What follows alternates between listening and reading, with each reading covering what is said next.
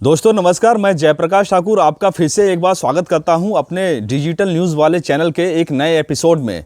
दोस्तों जैसा कि मैंने आपको बताया था कि मैं सहारा रिफंड पे ही 10 वीडियो बनाने वाला हूं।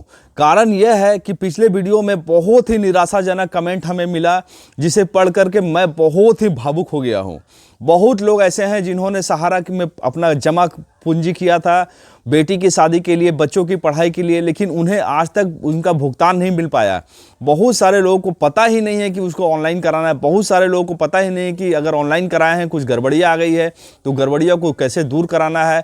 बहुत सारे लोग गड़बड़ियाँ दूर कराने की कोशिश कर रहे हैं। अपने लोकल सहारा ऑफिस जाते हैं तो वहाँ पे बंद पड़ा हुआ है। ये बिल्कुल हकीकत है।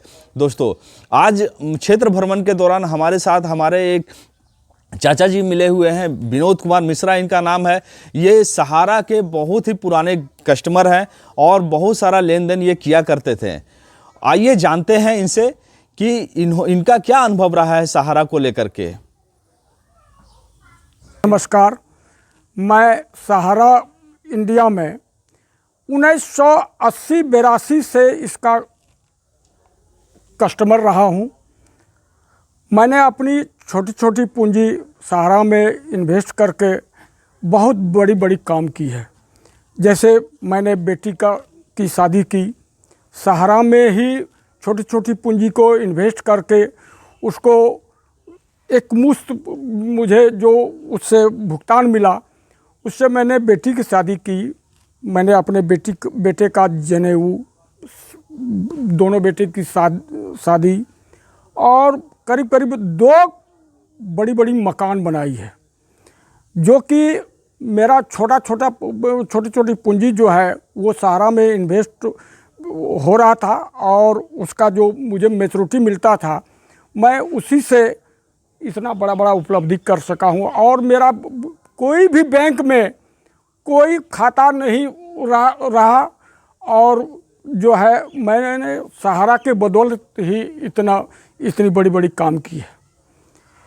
और लेकिन बाद में क्या हुआ कि सहारा में जो ये व्यवधान आ गया, जिसके चलते बहुत से जो एजेंट लोग जो क्षेत्र में काम करते थे वो भी बेरोजगार हो गए और सहारा का जो ऑफिस जो बहुत अच्छी चलती थी वो सब भी बंद हो गया। और अभी किसी तरह से जो है सहारा का भुगतान के लिए हम लोग को मशक्क़त करके किसी तरह से ऑनलाइन करवाना पड़ता है और उसमें भी डिफिशियंसी आ गया या कोई तरह का आ गया व्यवधान, तो उसको दूर करवाने में हम लोगों को बहुत कठिनाई हो रहा है। मैंने काफ़ी प्रयास किया तो मुझे जो है करीब करीब 50,000 रुपया तो भुगतान मिला है, लेकिन मेरा अभी भी बहुत बड़ी राशि सहारा इंडिया में जो है पड़ा हुआ है, जिसका कि कोई भुगतान नहीं हो रहा है। और मेरी ही बात नहीं है, मुझे ही देख करके मेरी बेटी ने भी जो है सहारा इंडिया में जो है कई फिक्स डिपॉजिट या और जो है रेकरिंग टाइप से जो रुपया जमा किया। अब उसकी बेटी की शादी इसी 7 फरवरी को होने जा रही है और उसका करीब करीब 4,80,000 रुपया सहारा इंडिया में पड़ा हुआ है। वो पैसे के लिए बहुत मशक्क़त कर रही है कि वो कैसे बेटी की शादी करेगी। 4,80,000 रुपया शादी के समय में बहुत बड़ी राशि मायने रखती है, लेकिन उसका भुगतान नहीं हो पा रहा है। जैसे मेरे एक चचेरे भाई हैं, उन्होंने तो बहुत मोटी राशि जो है सहारा इंडिया में जो है भुगतान दिया है, जमा किया है, लेकिन उनका भी नहीं हो रहा। वो ऐसे तो भागलपुर ब्रांच से वो उनका जो भी एजेंट था वो भागलपुर ब्रांच से रिलेटेड था। अभी भागलपुर ब्रांच की स्थिति ये है कि पूरा ऑफिस बंद है। ऑफिस देखने से ये पता नहीं लगता है कि वो ऑफिस है या कूड़े का ढेर है। कोई भी स्टाफ उसमें नहीं बैठता है, कोई भी काम नहीं होता है। अब उन्होंने किसी तरह से मशक्क़त करके ऑनलाइन करवाया अपने खाते को, लेकिन अब उसमें डिफिशियंसी बता रहा है। लेकिन उनका डिफिशियंसी कहाँ से कैसे दूर होगा वो उनको पता नहीं है, वो इसके लिए दौड़ भी लगा रहे हैं, लेकिन फिर भी कहीं भी उनको इस तरह का सुविधा नहीं मिल रहा है। बिल्कुल, दर्शकों को मैं बता दूं और जो भी सहारा से संबंधित पदाधिकारी हैं, भारत सरकार हो, सुप्रीम कोर्ट हो, उनसे निवेदन करूंगा कि आप सहारा के ऑफिस को कम से कम खुलवा दीजिए। ऑफिस ही नहीं खुला रहेगा तो लोग अपनी कमियों को, अपनी डिफिशियंसी को आखिर कैसे दूर कराएंगे? ठीक बात है, ठीक बात है, बिल्कुल ये तो होना ही चाहिए। जैसे अब मान लीजिए कि वो कहाँ जाएंगे, वो तो सहारा इंडिया ऑफिस में ही जा सकते हैं, या उनके स्टाफ या और जो एजेंट है उन्हीं के पास जा सकते हैं। अब एजेंट भी अपनी लाचारी व्यक्त कर रहे हैं, मैं क्या कर सकता हूँ, ऑफिस ही बंद पड़ा हुआ है।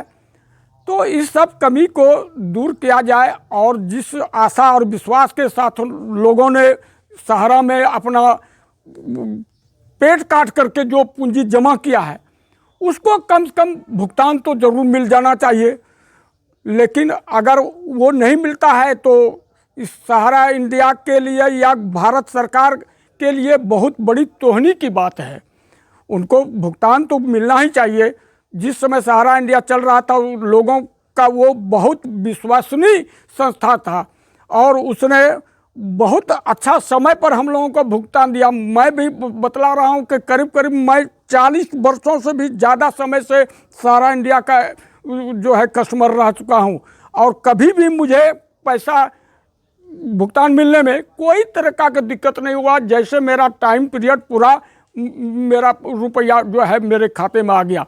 लेकिन इधर से जब से ये व्यवधान लगा हुआ है, मेरा रुपया पड़ा हुआ है, और जो है हम लोगों जो पैसे के लिए त्राहिमाम कर रहे हैं। आपने सुना विनोद मिश्रा जी का दर्द। अभी मैं और भी 4-5 लोगों से आज बात करूंगा। वीडियो में दोस्तों बने रहिए और आप सभी को जानिए, सभी के अनुभव को समझिए कि किन्हें पैसा मिला, किन्हें नहीं मिला। हमारे साथ सहारा के एक और जमा करता हैं जो बताएंगे सहारा से इनको लाभ मिला या नहीं मिला। मेरा नाम सुभाष ठाकुर। मैं सहारा में पैसा एक उम्मीद लगा करके जमा किया था। मैं 20 रुपया रोज़ जमा करता था सहारा में एक समय में, ये उम्मीद से कि मुझे पैसा मोटा रकम मिलेगा। बहुत दिक्कत से जमा किए थे, लेकिन यहाँ कहानी उल्टा हो गया। मैनेजर साहब के पास गए थे, सहारा कंपनी जब भागने लगा था तो मैनेजर साहब के पास गए थे, तो उन्होंने मेरा पैसा कुछ 15,000 रुपया के लमसम में वो मेरा पैसा दिए। उसके बाद वो पासबुक मेरा जमा ले लिए, बोले कि आप आइएगा 1 महीना के बाद जमा रन दीजिए, आपका पैसा मिल जाएगा। तो मैं 1 महीना क्या, मैं 2 महीना 3 महीना इस तरह मैं जमा रखा पासबुक, तो पैसा मेरा आज तक मेरा नहीं मिला उसमें। कारण ये कि मैनेजर साहब का ट्रांसफ़र हो गया यहाँ से। अब कुछ दिन के बाद हम जाते हैं तो वहाँ पे बैठा रहता आदमी साहब, तो वो बोलता है कि आपका तो ऐसे ऐसा हापी डिपीट लगेगा, वो लगेगा, ये लगेगा, पैसा खर्चा लगेगा। तो बताइए हम क्या करेंगे, हमको कुछ समझ में नहीं आ रहा। हम दूसरा का ऑनलाइन किए, कितना का पैसा आ गया, लेकिन हम अपना ऑनलाइन किस तरह से करेंगे आखिर में? पैसा ही नहीं आ रहा। बहुत मतलब कि दिक्कत से हम लोग चल रहे हैं। ये उम्मीद लगा कि चले थे कि कुछ पैसा मिलेगा, लेकिन यहाँ ऑनलाइन ही नहीं कर पाए। एक बार मेरे पास फ़ोटो स्टेट रखे थे, धुंधला टाइप का था, ऑनलाइन भी किए थे, लेकिन वो ऑनलाइन मेरा ऊपर से रिजेक्ट कर दिया गया। बता रहा ओरिजिनल पासबुक जमा करने, ओरिजिनल पासबुक मेरे पास है नहीं। मतलब कि बहुत ही दिक्कत हो रहा है काम करने में, जिस कारण पैसा नहीं मिल पा रहा है मुझे। धन्यवाद। कोशिश करेंगे आपका समस्या का समाधान करवाने के लिए। सहारा के पदाधिकारियों से मैं बात करते रहता हूं और बात करूंगा।